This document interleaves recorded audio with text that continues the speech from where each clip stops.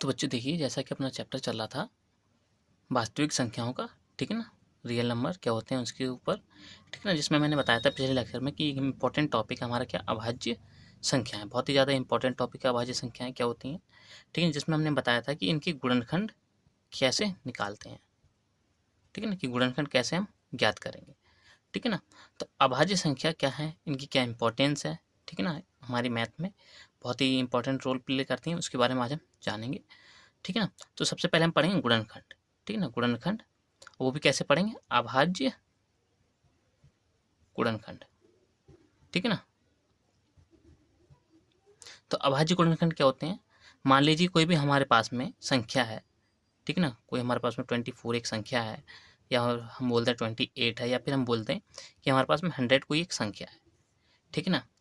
तब जो अभाज्य संख्याएं हुई, अभाज्य संख्याएं कौन कौन सी हुई, अभाज्य संख्याएं 1 2 3 5 7 9, 7 के बाद हमारा हो जाएगा 11 13 एंड 17 एंड 21 से पहले 19 एंड 23, ठीक है ना। ये हमारे पास में क्या है, अभाज्य संख्याएं हैं, ठीक है ना। इन अभाज्य संख्याओं के द्वारा यदि हम 24 28 100 इन सब के क्या करें, गुणनखंड करें, ठीक है ना। तो जो हमें जो प्राप्त होंगे गुणनखंड, वो कैसे प्राप्त होंगे, अभाज्य गुणनखंड प्राप्त होंगे।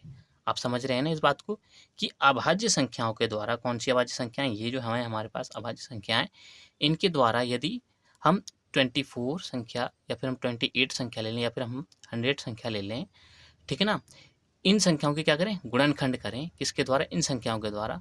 तो जो हमें गुणनखंड प्राप्त होंगे वो कैसे कहलाएंगे, हमारे अभाज्य गुणनखंड कहलाएंगे, ठीक है ना।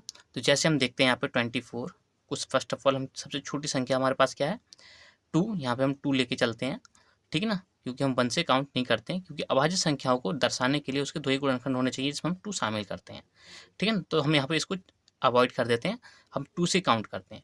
तो सबसे हमारे पास छोटी संख्या क्या है, 2, 2 से काउंट किया, इसको हमने डिवाइड करेंगे 24 को, कितना आ जाएगा 12, देन 2 से करेंगे हमारे पास कितना आ जाएगा 6, देन 2 से करेंगे कितना आ जाएगा 3, एंड देन हम यहाँ पे करेंगे कितने से, 2 से जाएगा ये, चला गया 3 आ गया। अब जैसे ही हमारे पास में 3 बचेगा, फिर हम नेक्स्ट टर्म अप्लाई करेंगे यहाँ पे, अगली संख्या 3, तो यहाँ से जैसे हम 3 अप्लाई करेंगे तो हमारे पास यहाँ पे क्या जाएगा 1, ठीक है। तो इस प्रकार से जो 24 है, इसके अभाज्य गुणनखंड की संख्या कितनी प्राप्त हो रही है हमारे लिए, देखेंगे यहाँ पे कितना हो जाएगा, 2 इंटू 2 इंटू 2 इंटू 3 इंटू 1, ठीक है ना। ओवरऑल ये कितना हो जाएगा 24, ठीक है। तो ये हुआ क्या, अभाज्य गुणनखंड, ठीक है ना, अभाज्य गुणनखंड, ठीक। सेकंड में चलता है हमारे पास में क्या, उभयनिष्ठ,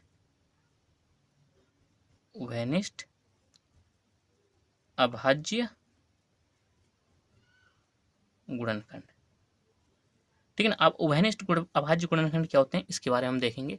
तो उभयनिष्ठ अभाज्य गुणनखंड जैसे हमने यहाँ पे ले लिया 24 और 28, इसको एक साथ यदि हम इस प्रकार से डिवाइडेशन में करें, ठीक है ना, अभाज्य संख्याओं के द्वारा काटें इन संख्याओं को, तो सबसे पहले हम देखिए 2 से काटेंगे इसको, ये भी चला जाएगा 12 बार में, 2 से इसको काटेंगे तो ये कितना चलेगा 14 बार में, देन हम 2 से करेंगे तो ये कितना जाएगा 6 बार में, और ये कितना जाएगा 7 में, देन हम 2 से करेंगे इसको, ये हमारा कितना चला जाएगा 3 में, और ये 7 का 7 ऐसे ही, देन हम यहाँ पे करेंगे 3 से, ठीक, सबसे छोटी संख्या लेके यहाँ 1, यहाँ 7 का 7 ऐसे ही, ठीक है ना। देन अगले हम करेंगे कितना 7 से, तो यहाँ पे हमारे पास 1, यहाँ पे 1। अब यहाँ पे देखिए कितना कि 24 और 28 का जो अभाज्य गुणनखंड है वो कितने प्राप्त हो रहे हैं हमारे लिए, 2 into 2 into 2 into 3 into 7 into 1। तो ये जो संख्या हमें प्राप्त हो रही है, ये क्या है, उभयनिष्ठ अभाज्य गुणनखंड है, किन किन के, 24 और 28 के, ठीक है, 24 और 28 के उभयनिष्ठ अभाज्य गुणनखंड है।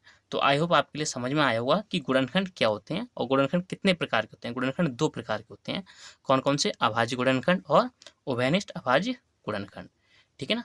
अगर आपके लिए वीडियो अच्छे लगे तो प्लीज़ लाइक कर लीजिए, ठीक है ना, और सब्सक्राइब भी कर लीजिए चैनल के लिए, ठीक है ना। और आप 10th क्लास से हैं तो आपको ये बेसिक जानकारी मैं ऐसे आपके लिए प्रोवाइड कराता रहूँगा, ठीक है ना। और ये पेपर के लिए बहुत ही इंपॉर्टेंट, ये 2 मार्क्स में पूछा जाता है, पेपर में 2 से 1 मार्क्स में आ जाता है, ठीक है ना। मिलते हैं अगले लेक्चर में, all the best, bye bye, अच्छे से पढ़िए और रिविजन कीजिए।